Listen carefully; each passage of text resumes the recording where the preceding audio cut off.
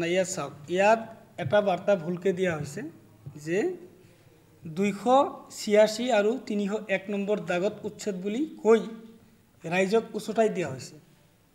আমাৰ যিখিনি আমাৰ মেমৰেণ্ডাম স্মাৰক পত্ৰ বা যিখিনি অভিযোগ আমাৰ আছিল আগৰ পৰাই এইখিনি আছিল যে আমাৰ ৰাস্তাটো বহল কৰিব লাগে যাতে যান জঁট নহয়।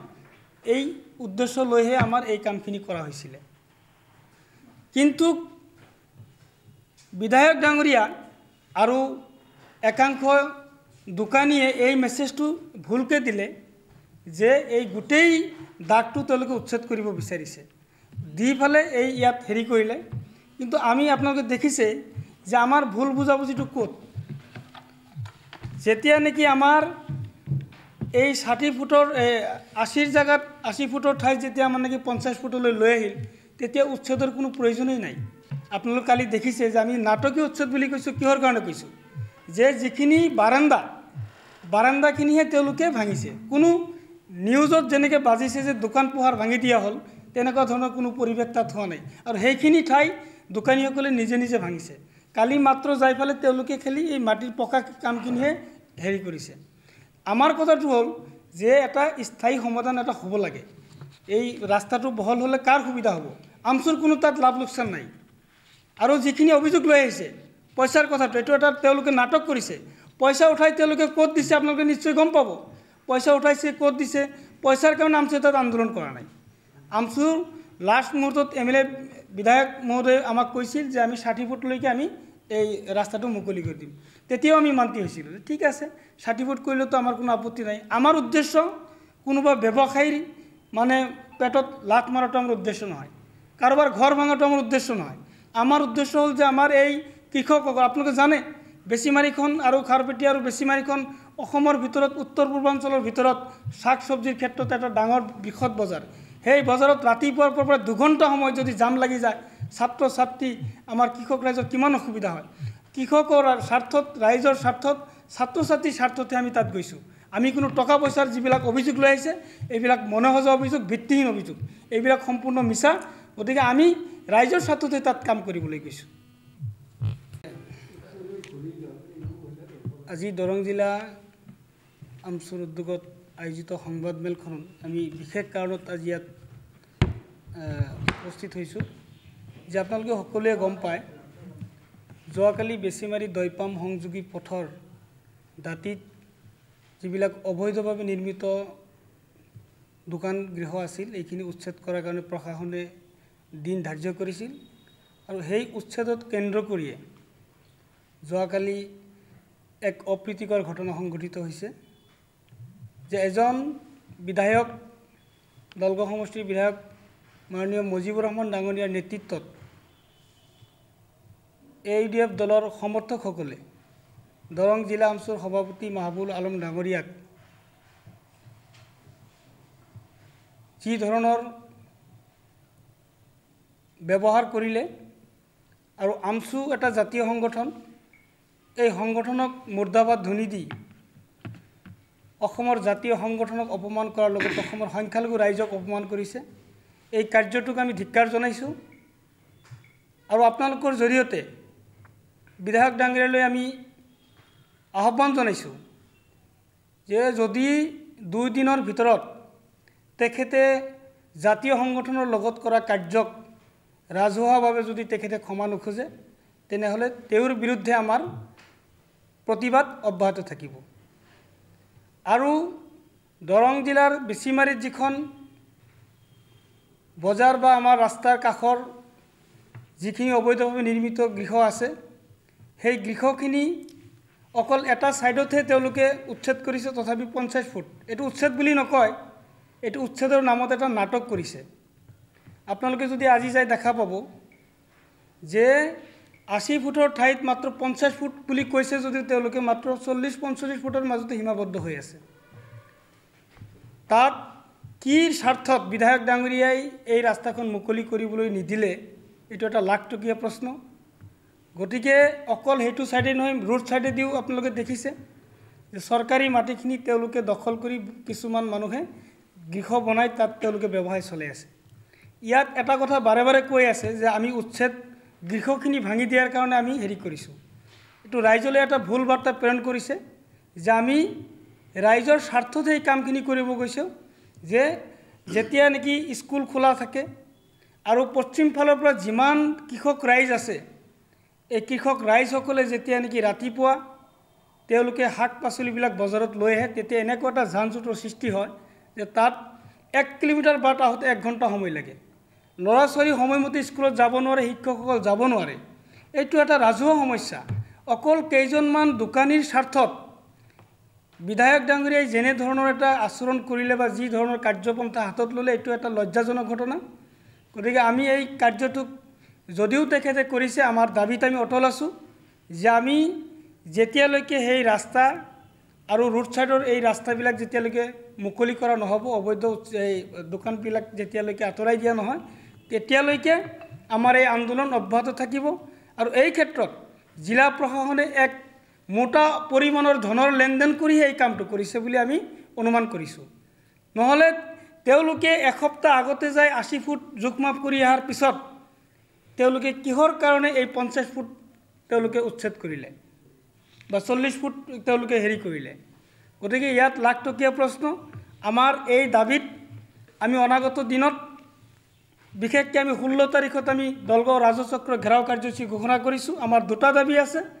এটা হৈছে যে এই অবৈধ নিৰ্মিত আমাৰ গৃহবিলাক উচ্ছেদ কৰিব লাগে।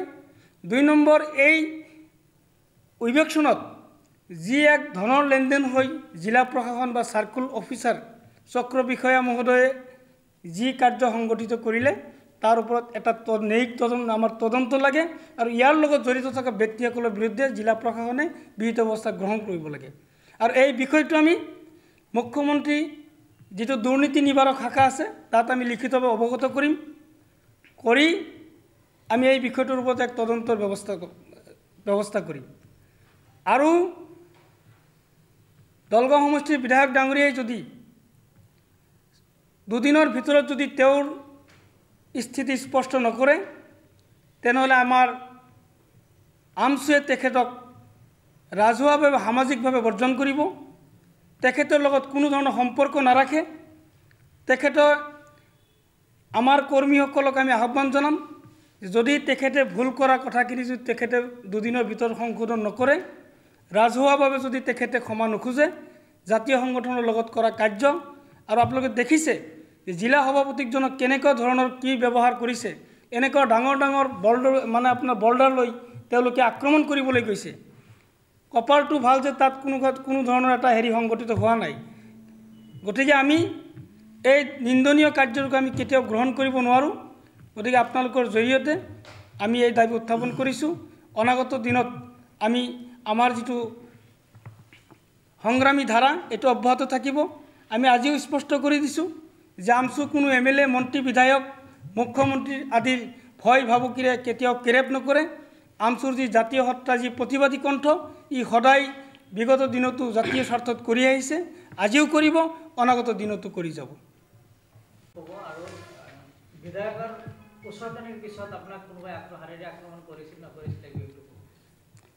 চাওক, ইতিমধ্যে আমাৰ সন্মানীয় উপসভাপতি ডাঙৰীয়াই যোৱাকালিৰ যিখিনি ঘটনা শেষত কথাখিনি আপোনালোক ক'লে, তো আমাৰ মূল কথাটো হৈছিল যে আমি আগৰ পৰাই কৈ আহিছোঁ যে আমাৰ বিধায়ক ডাঙৰীয়া হওক বা অইন কোনো ব্যক্তি হওক, দোকানীসকল হওক, আমাৰতো কাৰো লগত কোনো ব্যক্তিগত কোনো সংঘাত নাছিল আমাৰ। আৰু এই কথাটো আমাৰ আজিৰ নহয়, বিগত 10-12 বছৰৰ পৰা আমি দাবী জনাই আহিছোঁ। কোনে কোনে দাবী জনাইছে যে আমচুৱে নেতৃত্ব লৈছে, কিন্তু তাৰ লগত বিভিন্ন সংগঠন আছে, ছাত্ৰ ছাত্ৰী আছে, সাধাৰণ ৰাইজ আছে।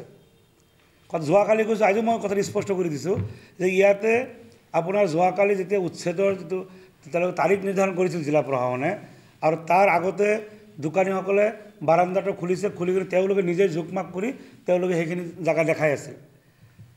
গতিকে এই কথাটো কিন্তু ৰাইজে কিন্তু মানা নাছিল যে না, এইখিনি কৰিলে কিন্তু যান জঁট মুক্ত নহয় আৰু এইটো কোনো এটা ভেকুৱাওনা হ'ব। গতিকে তাৰপিছত জিলা প্ৰশাসনে যায় সেই জেগাখিনি যে আপোনাৰ ৰাস্তাটো কেৱল চাফা কৰিলে, ড্ৰেইনটো ভাঙি থৈ আহিলে, তো ইয়াৰ ৰহস্যটো কি? গতিকে আপোনালোকে এই কথাখিনি জানে, হয়তো নিশ্চয় আমাৰ দৰং জিলাবাসী এই কথাখিনি বুজি পাব।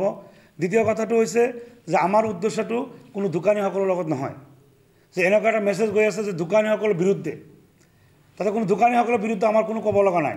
আমাৰ কথাটো হৈছে যে যিসকল ঘৰ মালিকে আপোনাৰ 15 ফুট 20 ফুট আপোনাৰ ঘৰ যিখিনি আপোনাৰ পাৰ্মিশ্যন হৈছে তেওঁলোকে ব্লকৰ পৰা দিছিল, তাতে পকী ঘৰৰ নহয়, তাতে লিখা আছে সেই 15 ফুটৰ ঠাইত তেওঁলোকে আহিছে আপোনাৰ 50 ফুট 40 ফুটলৈকে তেওঁলোকে ঘৰ বনাই পকী ঘৰ বনাই তেওঁলোকে ঘৰ ভাড়া দিছে। তেওঁলোকে নিজে ঘৰ ভাড়া দি ইয়াত আপোনাৰ ইমান ডাঙৰ এটা যানজঁট বেছিমাৰীৰ নিচিনা ঠাইত আধা ঘণ্টা 1 ঘণ্টা যানজঁট কৰি ৰাখিব আৰু ইয়াৰ বিৰুদ্ধে আপোনাৰ ৰাইজ ওলাই আহিব, ৰাইজে ডিমাণ্ড দিছে।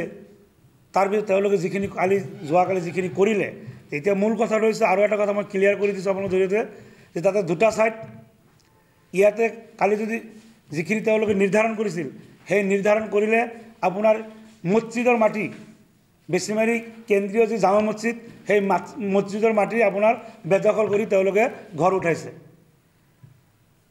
এই কথা আপোনাৰ মাধ্যমত আজি স্পষ্ট কৰি দিছোঁ যে সেই উচ্ছেদ মাটিখিনি উদ্ধাৰ হ'লে আজি মছজিদৰ তাতে নিৰ্মাণ কৰি দেব, মছজিদৰ যিখিনি খৰচ সেইখিনি বাহিৰত যাব নালাগে।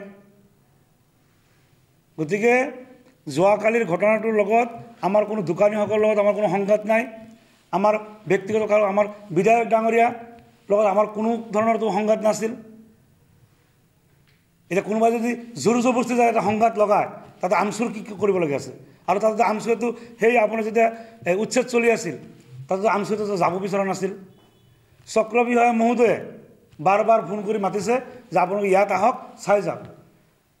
তাৰপিছতে আমি কৈছোঁ যে যোৱাৰ পিছত তেওঁলোকে সংগঠনক মুৰ্দাবাদ দিলে, গৌবেগ দিলে, দিয়াৰ পিছত এটা পৰিৱেশ সৃষ্টি কৰিলে। বাকীখিনি আপোনালোকে নিশ্চয় চাইছে। আমাৰ এতিয়া মূল কথাটো হৈছে যে আমাৰ আগৰ কাহিনীখিনি আমাৰ উপসভাপতিয়ে কৈছে যে আমাৰ এতিয়া দাবীটো হৈছে যে আমাৰ বেছিমাৰী অঞ্চলৰ যিটো দাবী আছিল আৰু বেছিমাৰী যানজঁটমুক্ত যিটো আমি বিচাৰিছিলোঁ, গতিকে সেই আমাৰ দাবী আমি অটল আছোঁ। গতিকে জিলা প্ৰশাসনে কি স্বাৰ্থত যোৱাকালি সেইখিনি উচ্ছেদ নকৰিলে এই কথাখিনি আমি এতিয়া আমাৰ পৰৱৰ্তী আমি কাৰ্যসূচী ইতিমধ্যে ঘোষণা কৰিছে আৰু আগন্তুক দিনত যদি তেওঁলোকে অতি শীঘ্ৰে আপোনাৰ যদি সেই ৰাস্তাখন তেওঁলোকে নিৰ্ধাৰণ কৰা মতে যদি আপোনাৰ উচ্ছেদ নকৰে আমি এই বিষয়টো যিমান দূৰলৈ যাব লাগে আমি যাবলৈ বাধ্য।